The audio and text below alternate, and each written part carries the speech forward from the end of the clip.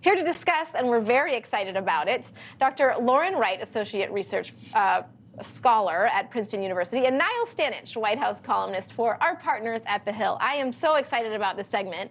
I really don't even know who to start with. So, Lauren, I'll start with you because I know that you have obviously done a lot of homework. This is your wheelhouse when we talk about first ladies. Your reaction to seeing Casey last night? I mean, I think it's a huge advantage, and that's what my research shows, is that an involved spouse really gives you a boost on the campaign trail, especially when you're trying to introduce yourself to the American public really for the first time, which is what the governor has to do. They have outsider status.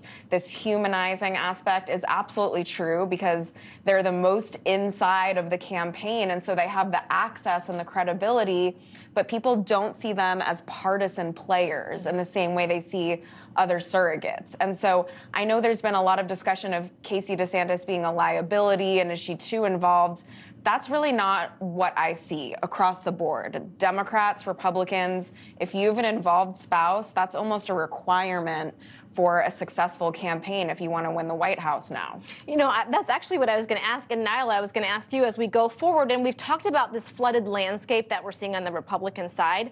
You know, and DeSantis came out on Twitter, and we had the rumblings of Elon Musk, and now I'm seeing more and more Casey. So is he trying to think outside the box, and are we going to see a lot of that in the next 18 months? Well, you know, one of the things that is always a criticism of Ron DeSantis is this idea that he's kind of stiff or he's socially awkward. He's not at ease with people. I think you do get a very different picture than that when Casey DeSantis speaks about him and about his role as a father as well as a husband. I think that is really important. So I do think that brings a lot to DeSantis and to his candidacy. And just briefly, and not to digress too much from DeSantis, but I was on the campaign trail a couple of weeks ago following Nikki Haley, and she was talking about the veterans issues you mentioned in your introduction.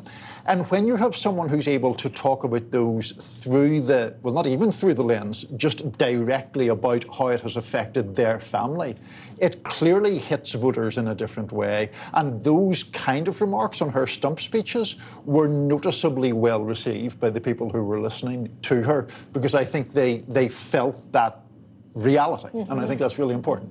Lauren, when you talk about your research in the past, when has a candidate really almost needed their spouse, when their spouse has been more popular than they have? Have you seen that? It's actually almost always the case that first ladies, at least, are more popular than their husbands, than vice presidents, and vice presidential popularity just tracks very closely with presidential popularity, but first ladies have to have this other status, but it applies to male spouses too. And so something I watched really closely in 2016 was, how is Bill Clinton going to be utilized? And he was utilized the same way first ladies normally are on the trail. And he's as very someone popular. To talk about character. Yes, exactly, to show a human side of the candidate.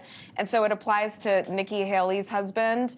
It applies to male spouses too. We're getting more used to seeing them as supportive figures. You know, Niall, when you talk about Nikki Haley, and I know her husband is going to be MIA, is that a liability that he's not there? I mean, obviously, she can tout why he's not there, but does she need him sort of by her side? I don't think she does, actually, because I think she can talk to the experience that is the case for so many military families where she is effectively the sole parent at home.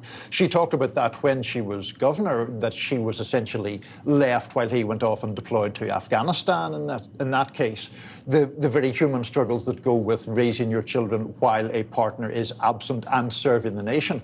So I don't necessarily think it is a liability, except if her morale is lower because he's not there. Way back in 2008, I covered the Obama campaign quite a lot, and he is noticeably happier when Michelle is around. So if that's the case, then that can obviously change things. It's hard work, though. You can make mistakes. Maybe, you know, some spouses aren't used to speaking extemporaneously on the stump. And so what you see is maybe they'll make a misstep and then they become managed, and they really are these very savvy, very important political players, and we don't often give them credit for that from the beginning. And I love watching it because we talk about policy, we talk about politics all day, and it's almost like that's your main course, and then your sides are the spouses and the families. It's like you get a chance to tell stories and not just talk about politics, which we love to talk about too. But I think it's fun. So thank you both for joining us. I really appreciate it. Thanks for humoring me. Thanks for watching. Go to newsnationnow.com to find NewsNation on your television provider. And don't forget to subscribe. Click the red button to get more of NewsNation's fact-driven, unbiased coverage.